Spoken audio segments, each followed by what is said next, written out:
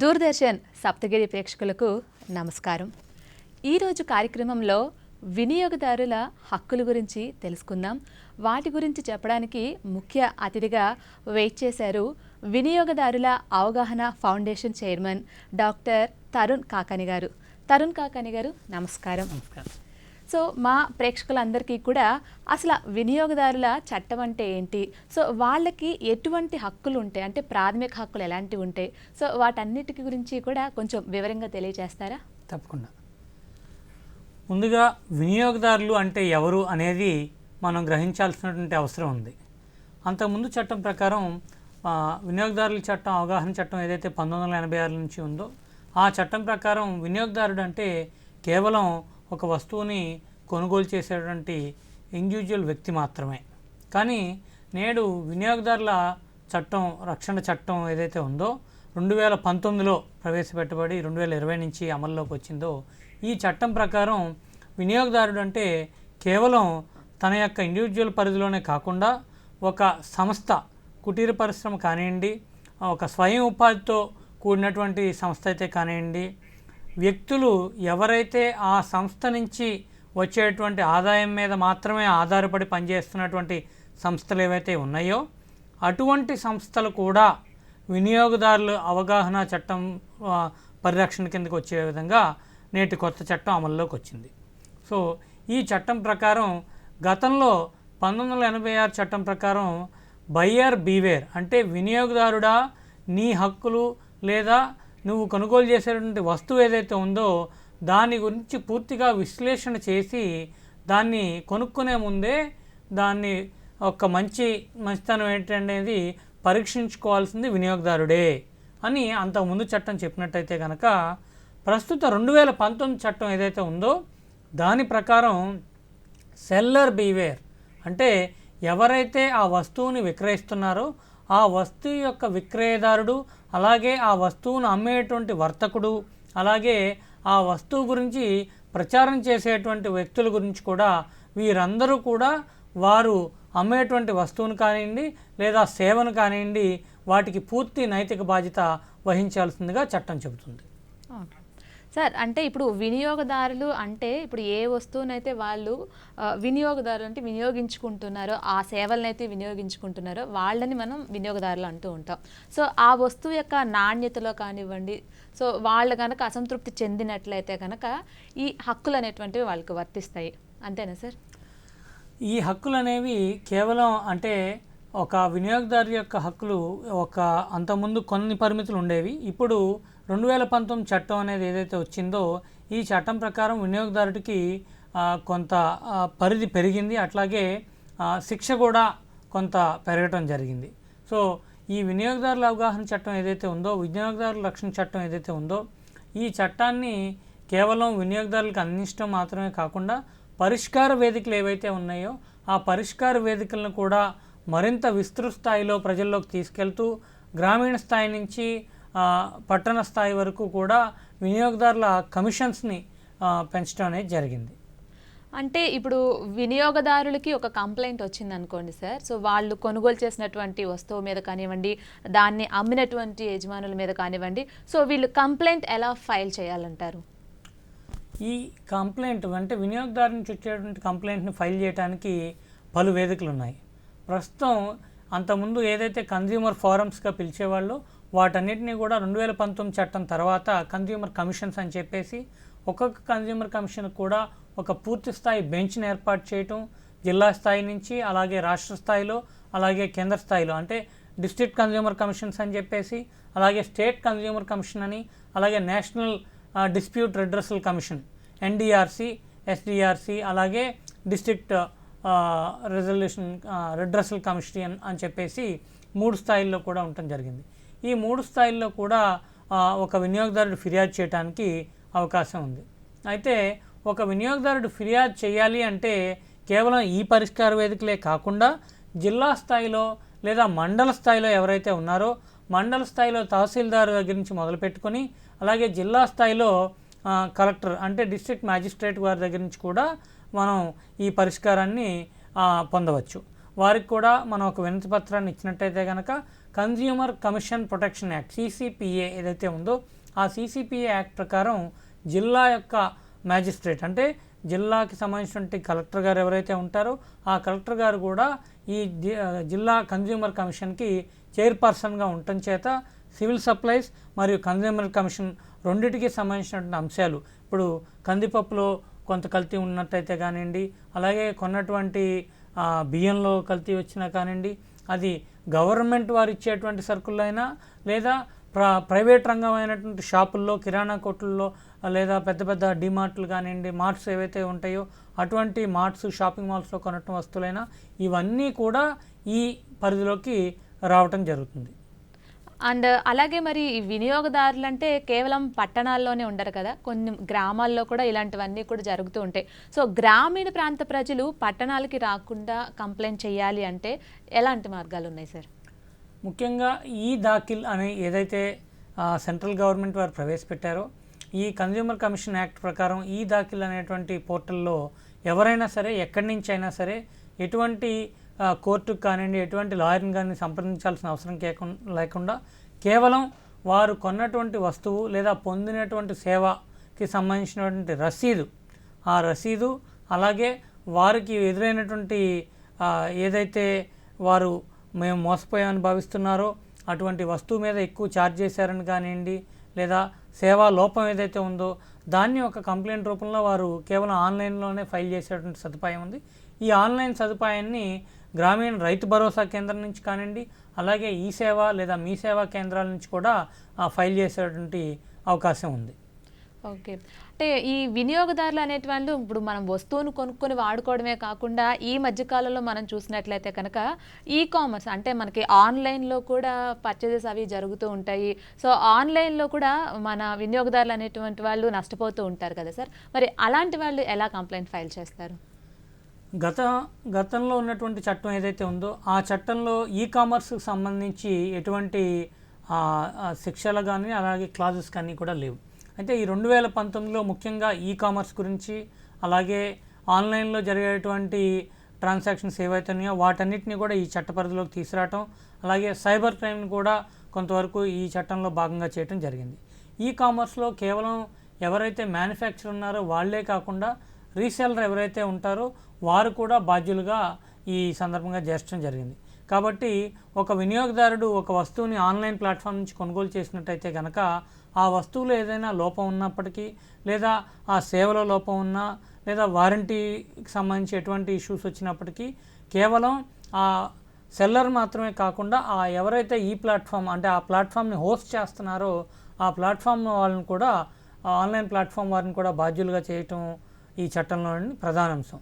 ఇందువల్ల ఏమవుతుందంటే ఎవరైతే ఈ ఆన్లైన్ ప్లాట్ఫామ్ నిర్వహిస్తున్నారో వారు కూడా సెల్లర్ మీద పూర్తి బాధ్యతలు కలిగి ఆ సెల్లర్ నుంచి సంపూర్ణ వివరాలు సేకరించి ఆ సెల్లర్ వెరిఫైడ్ సెల్లరా కాదా అనేటువంటి అంశాన్ని కూడా వారు పొందుపరచడం వల్ల వినియోగదారుడు చాలా వరకు నష్టపోకుండా ఉండేటువంటి అవకాశం ఉంది. ఓకే సార్, వినియోగదారుల రక్షణ చట్టం 2019 కంటే ముందు మనకి 1986 రక్షణ చట్టం ఉంది కదా సార్.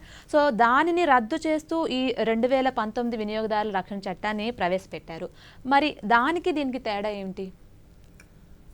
అంతకుముందు కేవలం ఒక వస్తువు కొనే ముందు అది ఎవరైతే కొనుగోలుదారు చేస్తున్నారో ఎవరైతే వినియోగదారుడు అవుతాడో ఆ వినియోగదారుడి మీదే పూర్తి బాధ్యత పెట్టడం జరిగింది. కానీ మారిన చట్టాల దృష్ట్యా మారిన నేపథ్యం దృష్ట్యా ఈ వినియోగదారుడు కూడా కొనేటువంటి పద్ధతులు మారినాయి, అలాగే కొనేటువంటి ఐటమ్స్ మారినాయి, పొందేటువంటి సేవలు మారినాయి. సో వీటన్నిటికీ అనుగుణంగా 2019లో ఈ కొత్త వినియోగదారుల రక్షణ చట్టం అనేది రావడం జరిగింది. ఇందులో ఏంటంటే ఆన్లైన్ మోసాలు కానివ్వండి, అలాగే గతంలో ఒక ప్రోడక్ట్కి సంబంధించి ఏదైనా వస్తువు ఉంటే ఆ వస్తువుకి అడ్వర్టైజర్ అనేవాళ్ళు వేరు, ఎండార్సర్ అనేవాళ్ళు వేరు అని చెప్పేసి 86లో చట్టం చెప్తే 2019 చట్ట ప్రకారం ఎండార్సర్ కానివ్వండి, అంబాసిడర్ కానివ్వండి, అడ్వర్టైజర్ కానివ్వండి, రీసెల్లర్ కానివ్వండి, సెల్లర్ కానివ్వండి, మ్యానుఫ్యాక్చరర్ కానివ్వండి, మొత్తం అందరూ కూడా ఈ చట్ట పరిధిలోకి రావడం జరుగుతుంది.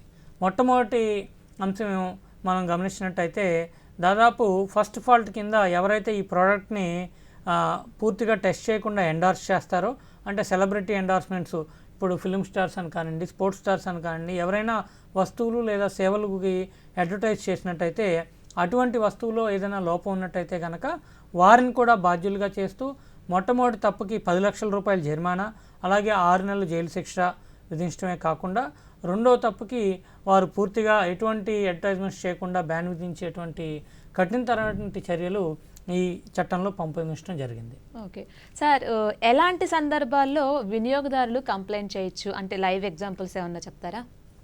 తప్పకుండా అండి. ఆ వినియోగదారుల అవగాహన ఫౌండేషన్ సంస్థ ద్వారా మేము కన్జ్యూమర్ కమిషన్ ఆఫ్ ఎన్టీఆర్ డిస్ట్రిక్ట్లో పలు కేసులు కన్జ్యూమర్స్ కోసం ఫైల్ చేయడం జరిగింది. ఇప్పుడు చాలా వరకు ఏంటంటే తెలిసినప్పటికీ కూడా కొంతమంది షాప్ కీపర్సు క్రెడిట్ కార్డ్ మీద 2% ఎక్స్ట్రా ఛార్జ్ చేయడం అనేది చేస్తూ ఉంటారు. ఇది చాలా సర్వసాధారణంగా మనం చూస్తూ ఉంటాం.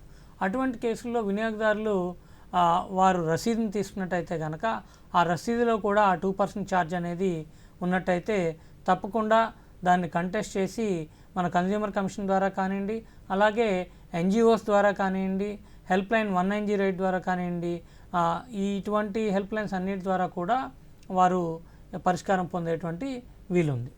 అంతేకాకుండా కోవిడ్ నుంచి మనం గమనించినట్టయితే చాలా ఇన్సూరెన్స్ సంస్థలు కస్టమర్కి సంబంధించి, అంటే వినియోగదారుడికి సంబంధించి ఆ ఇన్సూరెన్స్ క్లెయిమ్ని ఆమోదించకపోవటం, అలాగే కొంతవరకే ఆమోదించడం, ప్రీమియం అనేది పెరిగిపోయిందనేది చెప్పడం, లేదా క్యాష్లెస్ క్లెయిమ్ లేదని చెప్పడం, ఇలాగా చాలా రకాలుగా ఇబ్బంది పెడతాం జరిగింది. అటువంటి వారి తరపున కూడా మేము సీసీ నెంబర్ 36/2021 అనేది ఫైల్ చేయడం జరిగింది. మరి అలాగే వాహనాలకు సంబంధించి అంతకుముందు కేవలం మోటార్ వెహికల్ ట్రైబ్యునల్ ఏదైతే ఉందో, ఎంవిటి ఏదైతే ఉందో ఆ ట్రైబ్యునల్లో మాత్రమే ఈ ఇన్సూరెన్స్ చట్టాలు కానివ్వండి, అలాగే వాహనాలకు సంబంధించిన అంశాలు కూడా కేవలం ఆ ట్రైబ్యునల్లోనే తెలుసుకున్నారు. కానీ ఈ కన్జ్యూమర్ యాక్ట్ ప్రకారం ఇన్సూరెన్సెస్, మోటార్ వెహికల్స్ కూడా ఈ కన్జ్యూమర్ చట్టంలో కవర్ చేయడం జరుగుతుంది.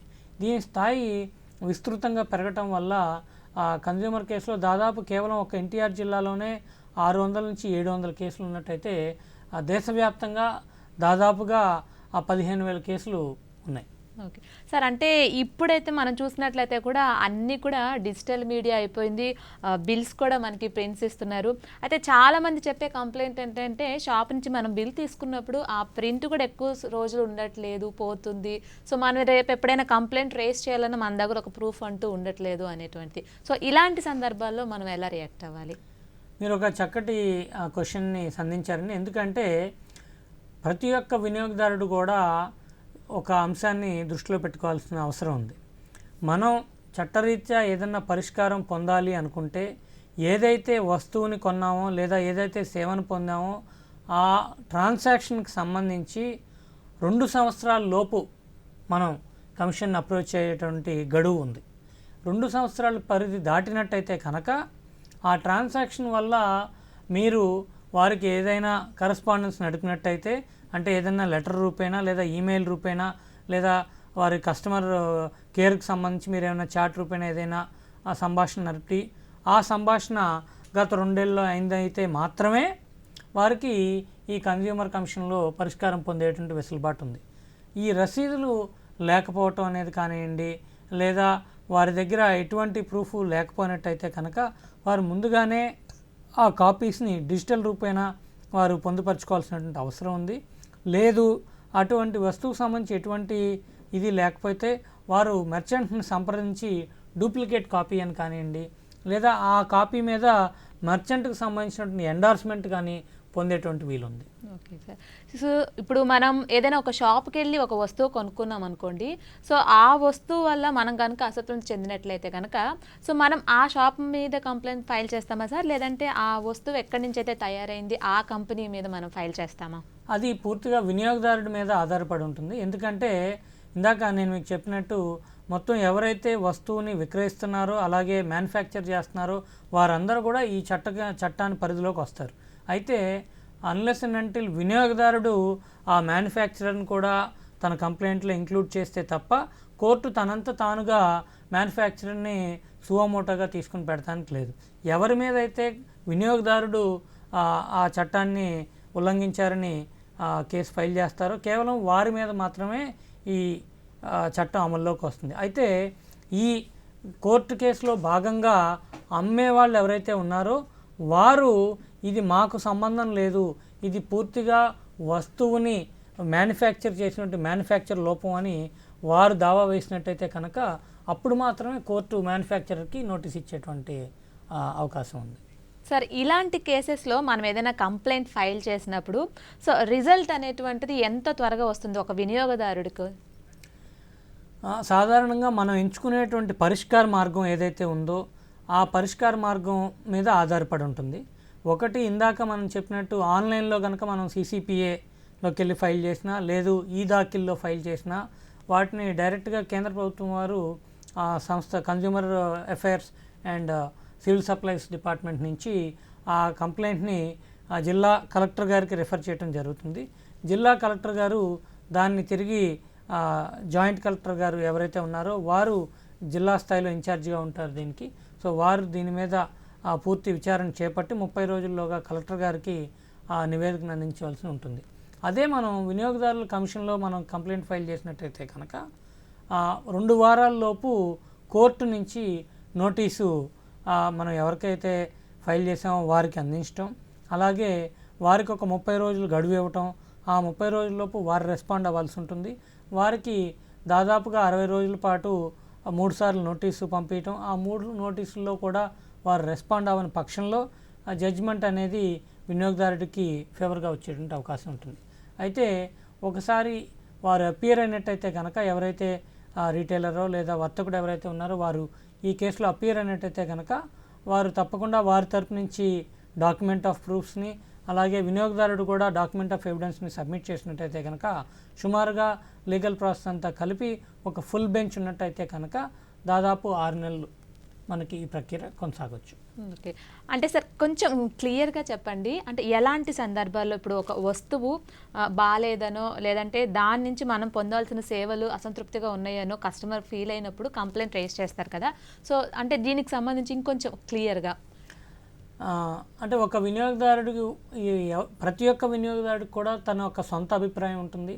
కాబట్టి ఒక వినియోగదారుడి యొక్క సాటిస్ఫాక్షన్ అనే దాన్ని ఏది కూడా రైటిఫై చేయడానికి లేదు. మనం ఒక వ్యక్తి తను తినే చాక్లెట్లో సపోజ్ ఏదన్నా ఒక పురుగు వచ్చిందే అనుకోండి, ఇది పొరపాటున వచ్చిందిలే, నేను దాదాపు 10 ఏళ్ళ నుంచి ఇది కొంటున్నాను కదా, కాబట్టి ఇది ఒక చిన్న పొరపాటు అయి ఉండొచ్చు అని చెప్పేసి దాన్ని పడేసి తిరిగి మళ్ళీ అదే చాక్లెట్ని కూడా కొనేటువంటి అవకాశం ఉండొచ్చు.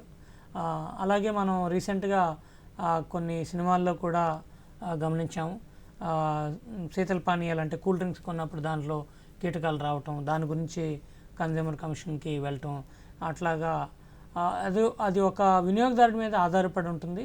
అయితే ప్రతి ఒక్క వినియోగదారుడు కూడా పూర్తి డాక్యుమెంటేషన్తో అలాగే పొందిన సాక్ష్యాధారాలతో తనకి ఎటువంటి లోపం జరిగింది, ఎటువంటి విధంలో తను మోసానికి గురయ్యాడనేది కోర్టు వారికి సమర్పించాల్సినటువంటి పరిస్థితి ఉంటుంది.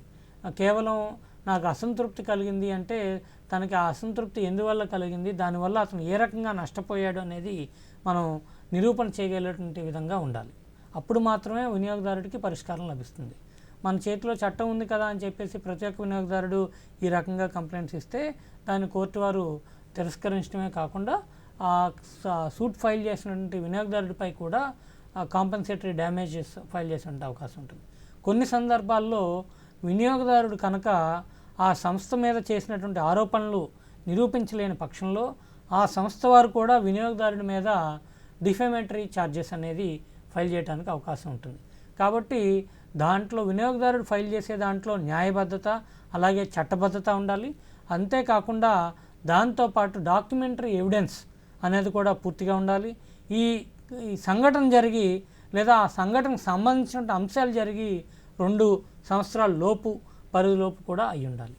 సార్, ఈ వినియోగదారులకి సంబంధించినటువంటి ఈ కంప్లైంట్స్ అవి ఫైల్ చేస్తూ ఉంటారు. సో వీటి మీద చర్చలు అవి జరుగుతూ ఉంటాయి కాబట్టి వీటి కోసం సంబంధించి ప్రత్యేక న్యాయస్థానాలు ఏమన్నా ఉంటాయా? వినియోగదారుల కన్జ్యూమర్ కమిషన్ అంటే వినియోగదారుల హక్కుల కోసమే, వినియోగదారుల హక్కుల రక్షణ కోసమే కన్జ్యూమర్ కమిషన్స్ అనేవి ఏర్పాటు చేయడం జరిగింది. అయితే కొత్త చట్టంలో భాగంగా కేవలం కన్జ్యూమర్ రిడ్రెసల్ కమిషన్సే కాకుండా మీడియేషన్ కమిటీస్ అనేది కూడా ఫామ్ చేయడం జరిగింది. ఈ మీడియేషన్స్ కమిటీస్ ద్వారా ఏంటంటే ఇందాక మీకు చెప్పినట్టు ఈ కోర్టు ప్రొసీజర్ అయితే కనుక డిలే అవుతుందని భావిస్తే మీడియేషన్ కమిటీకి ఇద్దరు అంగీకారంలోకి వచ్చినట్టయితే కనుక వినియోగదారుడు అలాగే విక్రేతదారుడు ఇద్దరు కూడా అంగీకారంలోకి వస్తే అప్పుడు మీడియేషన్ ద్వారా కేవలం ఒక రోజులోనో లేదా ఒక వారంలోనో పరిష్కారం లభించేటువంటి అవకాశం ఉంటుంది. సో కన్జ్యూమర్ మీడియేషన్ సెంటర్స్ ఉన్నాయి, అలాగే కన్జ్యూమర్ రిడ్రెసల్ కమిషన్స్ ఉన్నాయి, అలాగే consumer commission protection authority CCPA ఉంది, అలాగే జిల్లా కలెక్టర్ గారి దగ్గర నుంచి కూడా పరిష్కారం పొందేటువంటి అవకాశం ఉంది. మీరు గమనించినట్లయితే మన విజయవాడ నగరంలోనే కొన్ని మాల్స్ ఏవైతే ఉన్నాయో వాటిలో గతంలో పార్కింగ్ ఛార్జెస్ కలెక్ట్ చేయడం జరిగేది. పార్కింగ్ ఛార్జెస్ సంబంధించి 2018లో జడ్జిమెంట్ రావటం, దాదాపు 5 లక్షల రూపాయలు మాల్ వారికి ఫైన్ వేయటం కూడా జరిగింది. సో పార్కింగ్ ఛార్జెస్ సంబంధించి మాల్స్ ఎవరైతే ఉన్నారో ఆ మాల్స్ వారు కలెక్ట్ చేయకూడదు అనేటువంటి జడ్జిమెంట్ కూడా రావడం జరిగింది. సో వినియోగదారుడు కంపల్సరీ గతంలో ఇచ్చినటువంటి జడ్జిమెంట్ కాపీస్ ఏవైతే ఉన్నాయో వాటిని లేదా మీడియా ఆర్టికల్స్ ఏవైతే ఉన్నాయో వాటిని వీటన్నిటిని కూడా జతపరిస్తే కనుక త్వరితగిన సొల్యూషన్ వచ్చేటువంటి అవకాశం ఉంది. అంటే ఇలాంటి సందర్భాల్లో ఇప్పుడు వినియోగదారుడు ఏదైనా కంప్లైంట్ రేస్ చేసినప్పుడు నష్టపరిహారం అనేటువంటిది ఏ రకంగా ఉంటుంది? వినియోగదారుడికి నష్టపరిహారం అనేది ఎంత ఇవ్వాలి అనేది పూర్తిగా కోర్టు వారికి సంబంధించినటువంటి అంశం. దాంట్లో మీకు 50 లక్షల రూపాయల లోపు పరిష్కారం అయితే కనుక అంటే మీ ట్రాన్సాక్షన్ విలువ మొత్తం కూడా 50 లక్షల లోపు అయితే కనుక దానికి ఎటువంటి ఫీజు చెల్లించాల్సినటువంటి అవసరం లేదు. అదే 50 లక్షల పైన అయితే కనుక తప్పకుండా ఒక 1000 రూపాయల నుంచి 2000 రూపాయల మధ్యలో ఫీజు చెల్లించాల్సినటువంటి అవకాశం ఉంది. అలాగే ఈ 50 లక్షల పరిమితి అనేది ట్రాన్సాక్షన్ విలువ మాత్రమే, వారు ఎంత కాంపెన్సేషన్ ఇస్తారనేది కాదు. జిల్లా స్థాయిలో ప్రస్తుతం ఇదివరకు అయితే కనుక 50 లక్షల లిమిట్ ఉంటే ప్రస్తుతం 1 కోటి నుంచి 2 కోట్ల వరకు కూడా వారు ఇవ్వచ్చు కాంపెన్సేషన్గా. అది ఆ వినియోగదారుడు జరిగినటువంటి మనోవేదన కానివ్వండి, అందువల్ల వినియోగదారుడు పొందినటువంటి అసౌకర్యం ఏదైతే ఉందో లేదా నష్టం ఎంత పరిధి మేరకు ఉందో అనేది కోర్టు వారు నిర్ణయిస్తారు. కాబట్టి దానికి లిమిట్ ఇంత అనేది ఏమీ లేదు. అయితే వినియోగదారుడు ఎంత కాంపెన్సేషన్ కోరుకుంటున్నాడు అనేది వినియోగదారుడు మాత్రం తన పిటిషన్లో ఫైల్ చేయాల్సినట్టు అవకాశం ఉంది. అయితే ఏ పిటిషన్ ఫైల్ చేసినప్పటికీ కూడా కేవలం తనకు జరిగినటువంటి నష్టం దాని మీద ఒక సింపుల్ ఇంట్రెస్ట్ వడ్డీని మాత్రమే కాకుండా కోర్టుకు సంబంధించి దావాకు కానివ్వండి అలాగే వకీల్కి కానీ సంబంధించినటువంటి ఫీజు ఏదైనా కోర్టు ఫీజులు ఉంటే అటువంటి ఫీజును కూడా ఖచ్చితంగా రీయింబర్స్ చేస్తారు. అంతేకాకుండా ఇక్కడ మరొక ముఖ్యమైనటువంటి అంశం ఏదైతే ఉందో anybody can be a consumer advocate. అంటే మీ కేసును మీరే కన్జ్యూమర్ ఫారంలో వాదించుకునేటువంటి అవకాశం ఉంది. కన్జ్యూమర్ కేసు వాదించడానికి ఎటువంటి న్యాయపట్టా కానివ్వండి లా డిగ్రీ కానీ అవసరం లేదు. ఏ వినియోగదారుడైనా సరే మొత్తం జాతీయ స్థాయి నుంచి రాష్ట్ర స్థాయి నుంచి జిల్లా స్థాయి వరకు ఎట్ ఎనీ కన్జ్యూమర్ కమిషన్ ఆ వినియోగదారుడు తన సొంత కేసును వాదించుకునేటువంటి అవకాశం ఉంది. అంతేకాకుండా NGOs ఏవైతే ఉన్నాయో వాటిని ఆశ్రయించినట్టయితే కనుక ఆ NGOs కూడా ఆ వినియోగదారుడి తరపున కేసు వాదించేటువంటి అవకాశం ఉంది. Okay sir. అలాగే మరి వినియోగదారులు అనేటువంటి వాళ్ళు వస్తువుని వినియోగించే వాళ్ళు అంటూ ఉంటాం. సో మధ్యలో చిన్న చిన్న వ్యాపారులు ఉంటూ ఉంటారు. సో వాళ్ళు వేరే కంపెనీస్ దగ్గర నుంచో లేదంటే ఆ ప్రోడక్ట్ యాజమాన్యం దగ్గర నుంచి అవి తీసుకొచ్చి అమ్ముతూ ఉంటారు. సో వీళ్ళకి ఆ రైట్ ఉంటుందా? ఆ కంపెనీ మీద కేసు ఫైల్ చేసే రైట్ ఉంటుందా? గతంలో ఉన్నటువంటి చట్ట ప్రకారం ఆ హక్కు లేదు. కానీ కొత్తగా ప్రవేశపెట్టినటువంటి చట్టం ఏదైతే ఉందో 2019 నుంచి ఆచరణలోకి వచ్చిన దాని ప్రకారం స్వయం ఉపాధి మీద ఆధారపడే వ్యక్తులు కానివ్వండి అలాగే మీరు చెప్పినట్టు చిన్న వర్తకులు ఎవరైతే ఉన్నారో ఆ వర్తకులు అలాగే ఆ కంపెనీలో పనిచేసేటువంటి వ్యక్తులు ఎవరైతే ఉన్నారో వారు కూడా వారికి జీవనాధారం ఇదే అనేది మనం ఎస్టాబ్లిష్ చేయగలిగినట్టయితే కనుక తప్పకుండా వారు కూడా పరిష్కారం పొందేటువంటి అవకాశం ఉంది. అంటే కొన్ని కేసెస్ కూడా అటువంటివి కన్జ్యూమర్ కమిషన్ వారు టేకప్ చేయటం దానికి రిలీఫ్గా కాంపెన్సేషన్ గ్రాంట్ చేయడం కూడా జరిగింది. చాలా వరకు రియల్ ఎస్టేట్ కంపెనీస్ కానివ్వండి ఇన్సూరెన్స్ కంపెనీస్ కానివ్వండి వాటి యొక్క బాధితులు లేదా బ్యాంకింగ్ వల్ల నష్టపోయేటువంటి కంపెనీస్ కానివ్వండి క్రెడిట్ కార్డు వల్ల మోసపోయేటువంటి కంపెనీస్ వీటన్నిటికి కూడా పరిష్కార వేదిక దొరికేటువంటి అవకాశం ఉంది. Okay sir. ఈ వినియోగదారుల హక్కుల గురించి ఒక మంచి అవగాహన అయితే మాకు చెప్పారు సార్. కృతజ్ఞతలు. మరి ఇదండి ఈరోజు కార్యక్రమం. ఇంకొక రోజు మరొక కార్యక్రమంలో మళ్ళీ కలుస్తాను. అంతవరకు సెలవు.